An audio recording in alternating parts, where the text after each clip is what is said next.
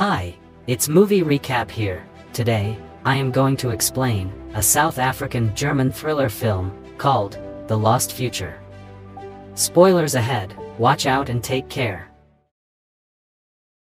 The premise of the movie is set in a post-apocalyptic world where modern civilization has collapsed and humans have reverted back to the Stone Age. Many years ago, a deadly disease broke out and started turning humans into cold-hearted mutants. Now, this disease can also be spread through bites, and since the mutants are always hungry for meat, 99% of the human population has been wiped out, leaving them on the verge of extinction. In the first scene, we are shown one of the remaining tribes, which has taken refuge inside the Grey Rock National Park. The tribe is headed by a wise but religious man named Yuri. He believes that everything is happening as per God's will, so they shouldn't revolt against it. His son, Savan, is a ferocious hunter who is respected and envied by everyone. The tribe mostly relies on leaves and berries, but occasionally they also feast on small rodents. Savan can't be that ferocious a hunter then. For safety reasons, they have a designated hunting area. Nobody has ventured out of it in years. But one day, while out hunting with the other villagers, Savan notices an animal on the other side. So, for the sake of fresh meat, he convinces his chief father to let him cross the designated line. Later, as Savan and the others venture deep into the forest, they stumble upon Caleb, a skilled but underappreciated hunter. All of a sudden, they hear an animal's roar coming from nearby, and Yuri assigns his son the responsibility of leading the attack, much to Caleb's dismay. Shortly after, the animal reveals itself. To everyone's horror, it is a mutilated sloth that has grown to become the size of an elephant. The challenge is a difficult one, but with Savan's lead, the tribe attacks the sloth and eventually takes it down. Side note, things like this actually existed in our history. Google megafauna of Australia.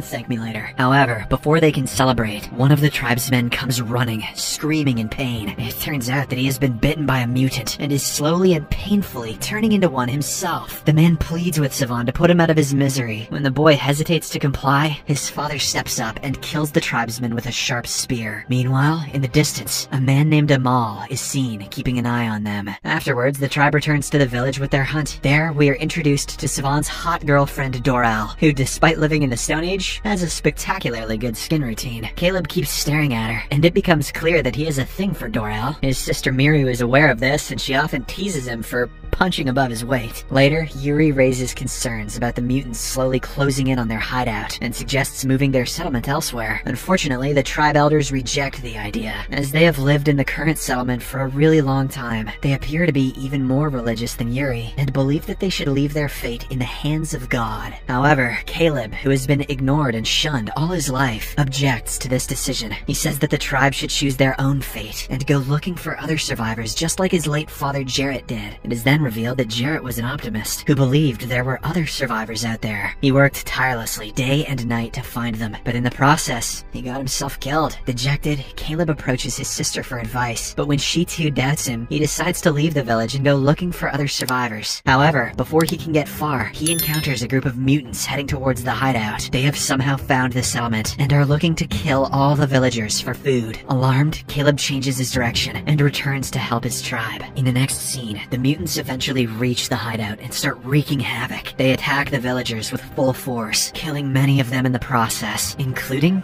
Chief Yuri. After realizing that they are outnumbered, the village elders order the surviving tribesmen to seek shelter inside a cave. Miru and the others manage to enter and block the entrance with heavy logs to keep the mutants out. However, Savan, Caleb, and Dorel are locked outside, completely exposed to the deadly beasts. The three then hide behind a large rock and watch the mutants trying to find a way to enter the cave. Savan suggests attacking the creatures from behind, but Caleb and Dorel believe that it's a bad idea. So, the three leave the settlement and venture deep into the woods to find help. After a while, when they stop to drink water from a river, Caleb brings out a book that his father had given him as a gift. The book is from the primitive world, i.e. the world from before human civilization collapsed. Caleb reveals that he and Miru can read because their father had given them lessons a long time ago. This makes them the only literate people in the entire forest. No wonder they're looking so good. They've been reading 50 Shades? As the three are engrossed in their conversation, suddenly, they come under attack from a mutant. To Savan's horror, it is revealed to be his father Yuri,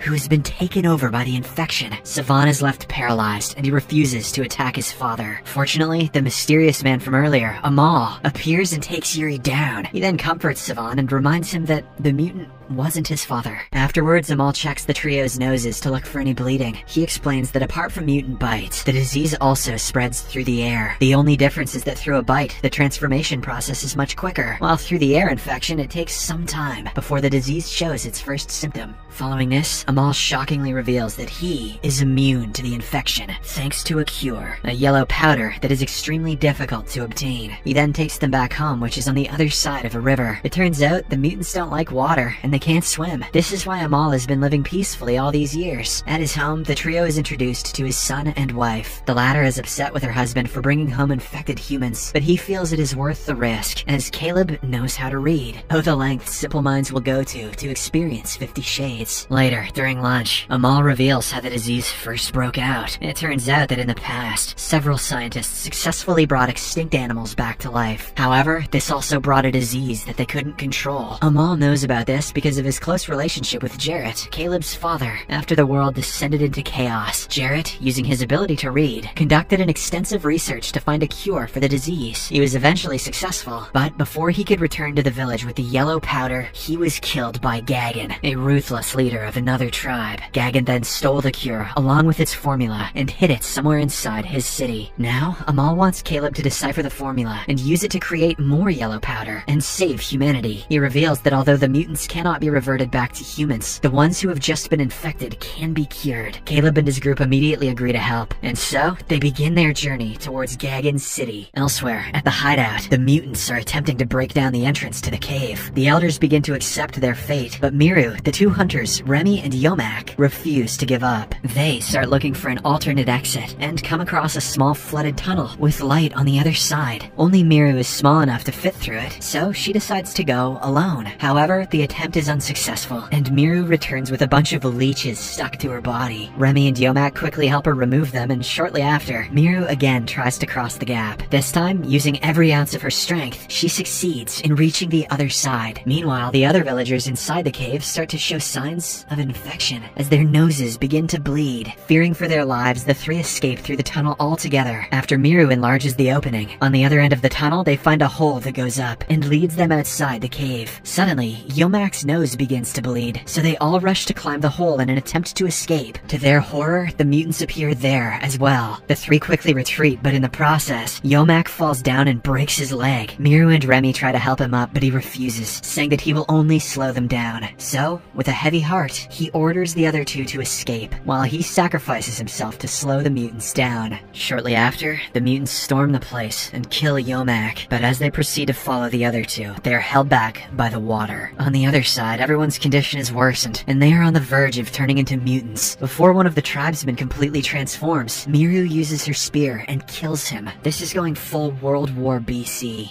Oh. Elsewhere, on the way to Gagan's city, Amal, Caleb, Dorel, and Savan stop near a hill to light a signal fire atop an old monolith. Amal hopes to call a nearby friendly tribe called the Brotherhood to their aid. Unfortunately, while he is up on the monolith, some mutants approach the group below, making them flee the scene in fear. After a while, Amal falls down and comes under attack by the mutants. He is almost finished off, but fortunately, the Brotherhood tribe notices his signal and rescues him. Amal then reveals about Caleb and his potential, convincing the Brotherhood to help him in his mission. On the other hand, Savan and his friends leave for the city in search of the yellow powder. Time is running out, as Dorel also starts to bleed from her nose, revealing that she has been infected. After a while, they eventually come across the city. It is a dilapidated place, where people are living under a strict despotism. There, the trio approaches a man and inquires about the yellow powder, but he panics and runs away, determined to find the powder. Savan runs after the man, but the latter manages to escape. Later, when he returns, he sees his friends being taken away by Gagan's men, much to his dismay. Shortly after, Caleb and Dorel finally come face to face with Gagan and his daughter, Giselle. By this time, Dorel's condition is rapidly deteriorated, so Caleb demands the powder that was stolen from his father. He tells Gagan that since he can read, he can manufacture more powder in the future. This impresses Gagan a bit, but he refuses to share the cure. However, he agrees to allow Caleb to visit Jarrett's library and research the formula. After Gagan leaves, Savan sneaks into his house, holds Giselle Giselle hostage and demands her to take him to the powder. At first, she refuses, but when Sivan reveals that her cruel father stole the powder from them, she becomes sympathetic towards their cause and agrees. Giselle then leads Sivan to a secret safe, claiming that it contains the powder. She is sure about it, as her dad claims to inhale a small amount every week. However, upon further inspection, Sivan deduces that the safe doesn't contain the powder, as it hasn't been opened in ages. In the library, Caleb finds his father's notes on how to prepare the yellow powder. Unfortunately, the writings are so complex that it will take him weeks to decipher them. At the same time, his nose also starts to bleed. He pleads for some powder so that he could work on the cure, but Gagan refuses. Suddenly, Giselle arrives and informs him that an intruder has got a hold of the powder. Panicking, Gagan rushes to inspect, and he inadvertently reveals the actual location of the powder. Just then, Sivan ambushes him from behind and knocks him out. After this, he inhales a small amount of the powder, curing him of the disease. In the next scene, Sivan and Giselle rush to Dorel and rescue her in the nick of time. They then make their way into the library and use some of the powder to save Caleb. Afterwards, the trio escapes, while Giselle stays back. They head straight towards their hideout. On their way, they come across a perilous rope bridge. The trio slowly walks through it, but before they can get to the other side, Gagan and his men suddenly arrive and start attacking them. Sadly, Sivan decides to sacrifice his life, as he believes that Caleb is humanity's last hope. He bravely fights the enemies for a while, but soon he is overpowered and killed. Meanwhile, Dorel and Caleb escape into the woods, where they reunite with them all. After reaching the village, the Brotherhood takes on the mutants, while Dorel administers the cure to Miru and other villagers, saving them in the nick of time. Surprisingly, Gagan has still not given up on his powder. He follows the group back to their hideout and tries to shoot Caleb with a crossbow, but Amal dives in front of him, taking the shot. Furious, Caleb hurls a battle axe at Gagan, finally killing him. In the aftermath of the devastation, Amal somehow survives, and the remaining villagers slowly rise up to their feet. They are now immune to the deadly disease that has been plaguing the earth since decades. The movie ends with Miru teaching the tribe's children how to read, while Caleb says goodbye to Amal and Dorel before setting off for the city to continue his father's work.